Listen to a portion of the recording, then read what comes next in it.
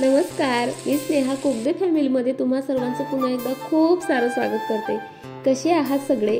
चला आज दिवसाची सुरुवात व्हिडिओची सुरुवात छान असा सुंदर मॉर्निंग व्ह्यू दाखवून करते। बघा आमच्या बेडरूमच्या खिडकीमधनं इतका सुंदर उगवता सूर्य दिसतो ना की म्हणजे दिवसाची सुरुवात खूपच सुंदर होऊन जाते। असं फील येतं की कन्याकुमारीला आहोत का। आता लोक सनसेट सनराईज पाहण्यासाठी कन्याकुमारी कुठं जातात, पण मला ना माझ्या बेडरूमच्या गॅलरीमधनं हा इतका सुंदर व्ह्यू दिसतो आणि रोज म्हणजे या वेळेस मी हा व्ह्यू जो आहे एन्जॉय करतच असते आणि हा सुंदर व्ह्यू पाहून माझं मन खूप जास्त प्रसन्न होतं। त्यामुळे म्हटलं चला आज तुम्हालाही मस्त असा व्ह्यू दाखवूयात, म्हणजे तुम्हालाही थोडं सकाळी सकाळी प्रसन्न वाटेल। आणि आता आलेली आहे बघा किचनमध्ये आणि सकाळी सकाळी आता पिहू आरोही गेलेत, पण हे आमच्याकडे नवीन पाहुणे आलेत। रात्रीची एकही पोळी उरलेली नव्हती, त्यामुळे आधी एक पोळी केली आणि यांना दिली आणि छान एन्जॉय करतच होते। तर बघा हा एक नवीन पाहुणा आला आणि दोघांनाही उडवून लावलं।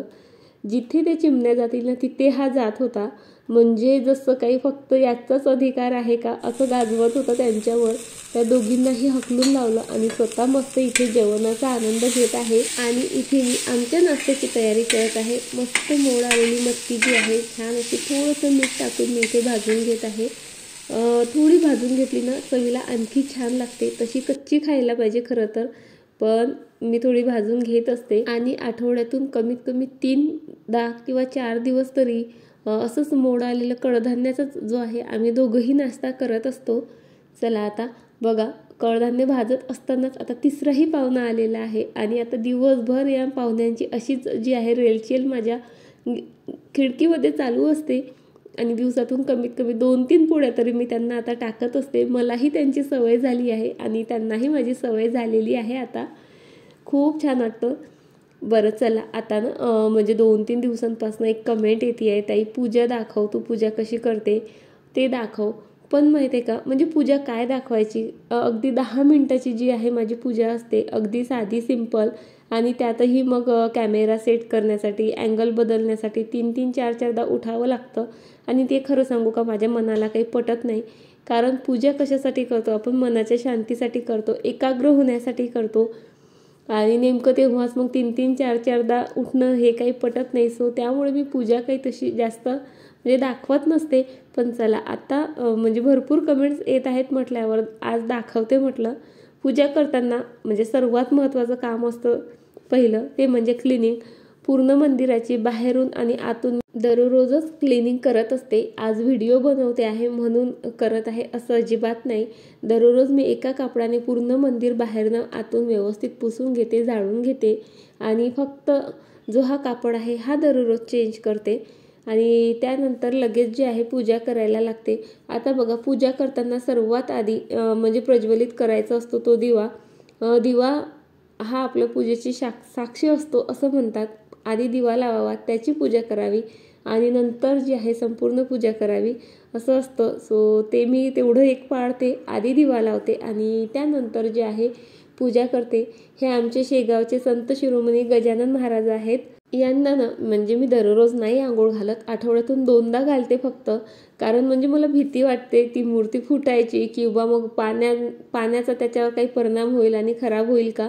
सो रोज मी त्याला छान कापडने पुसून घेत असते, पण आठवड्यातून 2दा मात्र आंघोळ घालते आणि त्यानंतर छान त्यांचे वस्त्र वगैरे त्यांना नेसवते।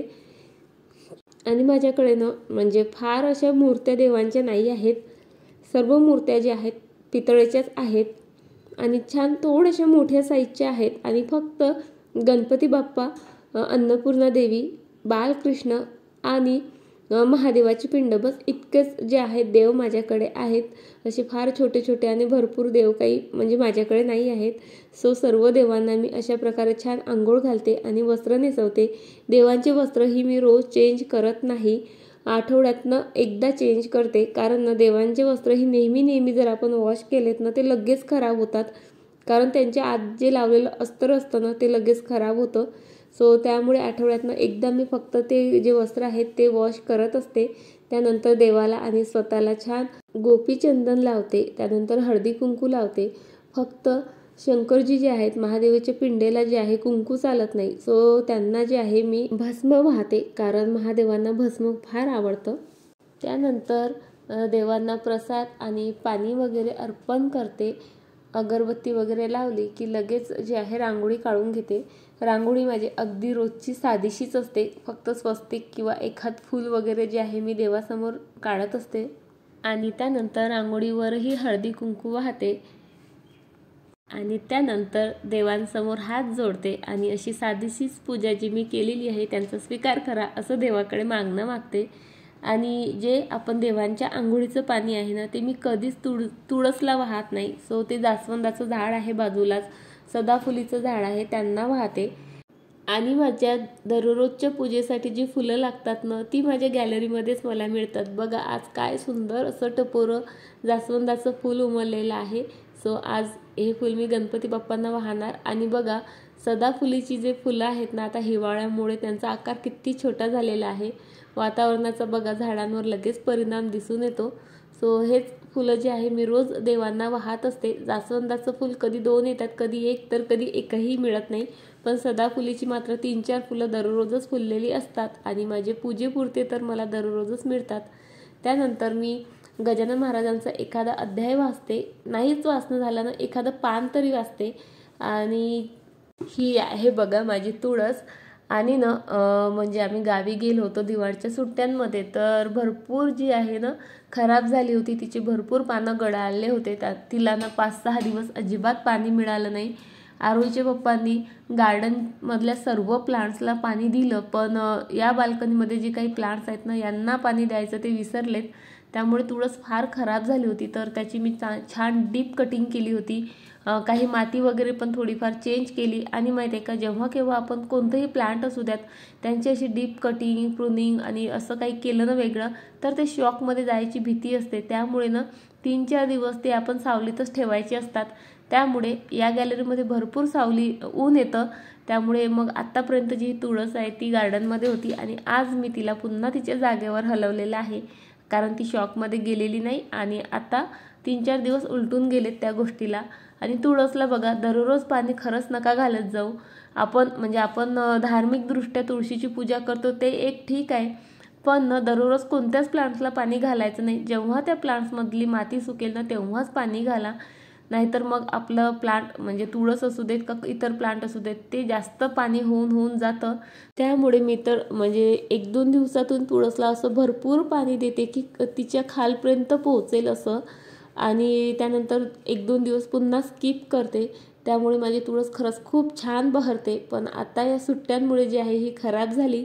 पण बघा कटिंग केल्यानंतर लगेचच 3 दिवसच झालेत आणि पुन्हा जी आहे नवीन ग्रोथ तुम्हाला दिसत असेल. नवीन पालवी फुटलेली आहे माझ्या तुळसला. आणि होप सो म्हणजे 15 दिवसांमध्ये माझी तुळस पुन्हा पहिल्यासारखी बहरेल. सो चला आता पूजा झाली आणि बघा आमचा मोक्षूही गावावरनं आलेला आहे. त्याच्यासोबत मस्त थोडा वेळ घालवला आणि लगेच जे आहे कपडे वगैरे वॉश केलेत. आणि बघा आता मी कपडे वॉश केलेत आणि वाळू घालताना ना आरूच्या पप्पांचे चांगलेच जे आहे ओरडा खाल्ला. कारण सांगते त्यांचं म्हणणं आहे बरं नाही आहे, तुझ्याकडे वेळही कमी असतो तरीसुद्धा कशाला हाताने कपडे वॉश करत बसते, कारण मशीन आहे आपल्याकडे. पण आता मी ना मॉर्निंग वॉकला जात नाही, इव्हनिंग वॉकला जात नाही आणि इतक्यातनं एक्सरसाइजही करणं होत नाही. मग अशी थोडीफार अशी कामं आहेत की जी आपण केलं ना तर आपल्या पूर्ण बॉडीचा व्यायाम होतो. जसं कपडे धुणे असू देत, फरशी पुसणं असू देत, झाडणं वगैरे, यामुळे ना आपल्या पूर्ण बॉडीची एक्सरसाइज होते. आणि त्यामुळेच मग मी काय करते, कपडे जास्तीत जास्त जे आहे हाताने धुवायचा प्रयत्न करते. हो थोडा वेळ जातो माझा यामध्ये, पण आता हेल्थही तितकीच महत्त्वाची आहे ना जितका वेळ महत्त्वाचा आहे. वेळ मला माहीत आहे वेळ गेलेली येत नाही, तसंच हेल्थही आहे. वेळेनुसार हेल्थकडेही लक्ष द्यावंच लागतं. सो थोडीशी एक्सरसाइज व्हावी म्हणून मी जे आहे हाताने कपडे धुवत असते. 2 दिवसापूर्वी आवळा कँडी बनवायला ठेवली होती आणि ते तुमच्यासोबत मी शेअरही केलेलं आहे. आवळे थोडेफार उकळून घेतलेत, त्याच्या अशा फोडी वेगळ्या केल्यात आणि साखरेमध्ये ना ते छान 2 दिवस भिजवून ठेवलेत. आता हा आजचा 3रा दिवस आहे. त्यामुळे त्यामध्ये जेवढा काही पाक तयार झालेला होता, साखरेचं पाणी झालं होतं, ते सर्व आता मी काढून घेत आहे. आणि म्हणजे सर्वच पाणी निथळावं त्यासाठी मी असं चाळणीतच जे आहेत आवळे ठेवून दिलेत. आणि आता मला ना कुकर लावायचा आहे, कारण पिहू आता लगेचच जे आहे 15 मिनिटात स्कूलमधनं येईल आणि आला की त्याला खूप भूक लागते. आणि जर खिचडी तयार नसली ना मग त्याला चांगला चान्स मिळतो आणि मग त्याचं चालू होतं मला हे तळून दे, मला हे बनवून दे, किंवा म्हणजे अनहेल्दीच खाण्याकडे जे आहे ना मुलांचं तसंही जास्तच लक्ष असतं आणि त्यालाही बऱ्याचशा तळलेल्या वस्तू आवडतात.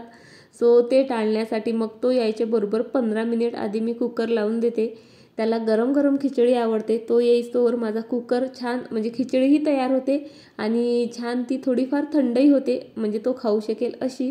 सो कुकर आता लावला आणि आज ना गॅस सिलेंडरसाठी नंबर लावला होता. सो आज ते आलं आणि आरोहीचे पप्पा बोलले मी ठेवून देतो व्यवस्थित, तू कर तुझे कामं. आणि मीही माझं एडिटिंगचं जे थोडंफार काम बाकी होतं ना ते करत राहिली. आणि बघा त्यांनी काय मस्त असं ठेवलं. फक्त जे आहे आत थोडंसं ढकलून दिलं आणि बाहेर पसारा वगैरे सर्व तसाच. आणि मला असं वाटलं की त्यांनी सर्व आवरून ठेवलं असेल. आणि मी जेव्हा ह्या पसारा बघितला आणि त्यांना बोललं तर बोलले कुठं आहे पसारा, व्यवस्थित तर ठेवलं मी. माणसांना खरंच म्हणजे ना आपलं इतकं असतं की प्रत्येक वस्तू जागेवर गेली पाहिजे, पण त्यांना ना या गोष्टींचं इतकंसं म्हणजे सोयीस्कर काही नसतं. ठीक आहे, वस्तू फक्त तिथे असते ना गॅसच्या ओट्याखाली, मग मी तिथे ठेवलं ना झालं काम, एवढंच त्यांचं म्हणणं. पण त्यांना काय माहिती आहे एवढ्याशा जागेत मी कितीतरी सामान ठेवलेलं असतं. आणि त्यांनी असं सिलेंडर बाहेर ठेवल्यामुळे जे काही आतमध्ये सामान होतं ते सर्व बाहेरच राहून गेलेलं होतं. त्यामुळे ते सर्व जे सामान आहे व्यवस्थित मी आतमध्ये ॲडजस्ट केलं. आणि इथेच जे आहे माझं कांदा, लसूण, आलू वगैरेही ठेवलेले असतात, तेही जरा व्यवस्थित ठेवलेत बघा. पण तेवढं करता करता बराच वेळ गेला माझा त्यामध्ये. आणि आता त्यामुळे ना म्हणजे किचन पण थोडी जी आहे डस्टी झालीच होती. सो पुन्हा एकदा डस्टिंग केली, झाडून काढलं. आणि बघा तोपर्यंत आवळेसुद्धा माझे म्हणजे त्यातला जो पूर्ण पाक होता ना तो सर्व निथळून गेला होता. सो चला आता यांनाही थोडं ऊन दाखवते. थोडं म्हणजे आणखी 2 दिवस यांना ऊन दाखवावं लागेल, तेव्हा जी आहे आपली परफेक्ट अशी आवळा कँडी तयार होईल. सकाळी तुमच्यासोबत छान असा सूर्योदयाचा व्ह्यू शेअर केला आणि म्हटलं चला आज सूर्योदयाचा सुद्धा व्ह्यू तुमच्यासोबत शेअर करावा. माझ्या बेडरूमच्या एका खिडकीमधनं छान सूर्योदयाचा व्ह्यू दिसतो, तर दुसऱ्या म्हणजे गॅलरीमधनं जो आहे सूर्यास्ताचा व्ह्यू दिसतो. आणि इतकं छान वाटतं ना. आणि म्हणजे खरंच म्हणजे हे दोन्ही व्ह्यू जे आहे रोज माझं माइंड जे आहे अगदी रिफ्रेश करत असतात. खूपच मस्त वाटतं बघा. आणि तिथेच जे आहे आमचं प्लांट आहे आणि प्लांटच्या मागे जो आहे सूर्य वगैरे खूपच सुंदर दिसतं. आणि आता बघा इथे तुम्हाला साईडला हे जे झाड आहे ना यावर 2 पोपट बसलेले आहेत आणि त्यांचे मस्त हितगुज चालू आहे बघा. आणि एक पोपट काही बोलला ना की दुसरा लगेच जो आहे तिकडनं त्याला रिस्पॉन्स देतो. आणि हे ना बराच वेळ चालू होतं आणि मी मस्त ते एन्जॉय करत होती बघा. तुम्हीही ऐका आता.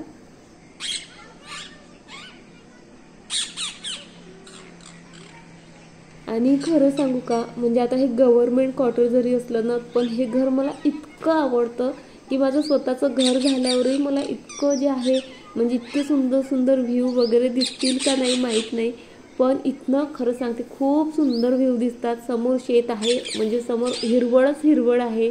त्यानंतर छान हे पक्ष्यांचे आवाज असतात. सर्वच जे पक्षी आहेत ना आमच्या खिडकीत येतात, बाल्कनीमध्ये येतात. सोबतच म्हणजे मोर असू द्यात, हिरण असू द्यात, वेगवेगळे प्राणी आम्ही दररोजच पाहतो. खूपच सुंदर म्हणजे अशा मोक्याच्या ठिकाणी जे आहे आमचं घर आहे.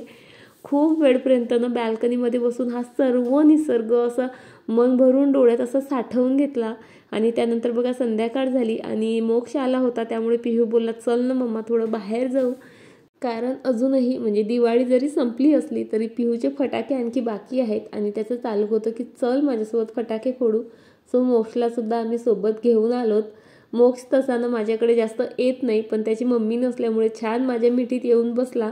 पिहू आणि त्याचे फ्रेंड छान फटाके एन्जॉय करत होते. सोबत मोक्षही एन्जॉय करत होता. आणि आम्हीही मैत्रिणी मग बराच वेळ जे आहे गप्पा करत बसलो.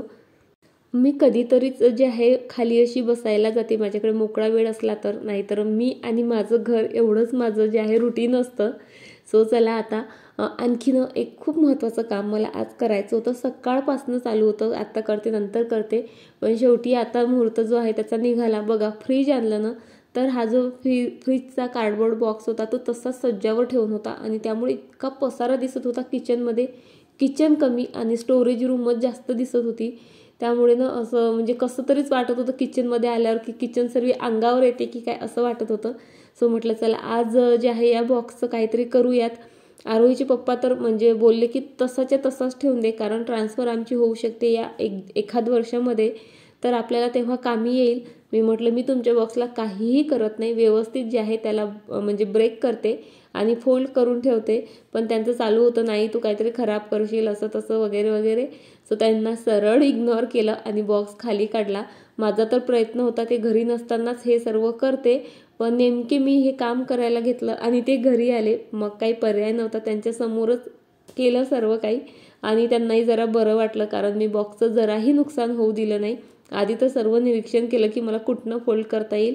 मग लक्षात आलं बॅक साईडनं कापायचंही गरज नाही, फक्त जे आहे त्याला तो टेप लावलेला तो काढला आणि बघा इतक्या इझिली जो आहे इतका मोठा तो बॉक्स मी असा लगेच जे आहे छोटासा करून घेतला, व्यवस्थित फोल्ड केला. आणि त्यानंतर म्हणजे बराच वेळ आरूच्या पप्पांसोबत चर्चा केली की आता कुठे स्टोअर करायचा. त्यांचं म्हणणं होतं तो खराबच नाही झाला पाहिजे, तो सज्जावरच ठेव.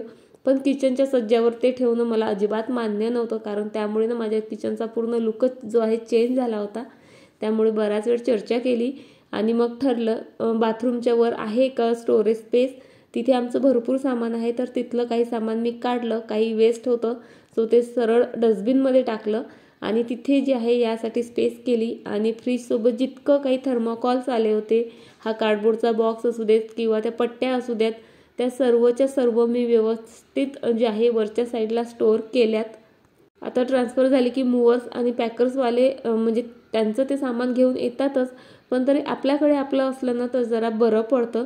सो त्या हिशोबाने प्रत्येक गोष्टीचे जे बॉक्सेस वगैरे येतात ना ते मी सेफली फोल्ड वगैरे करून ठेवत असते. सो चला आता व्हिडिओ इथेच संपवते आणि आशा करते तुम्हाला आजचा व्हिडिओ नक्कीच आवडला असेल. व्हिडिओ आवडला असेल तर लाईक शेअर तर कराच, पण छान छान कमेंटही करा.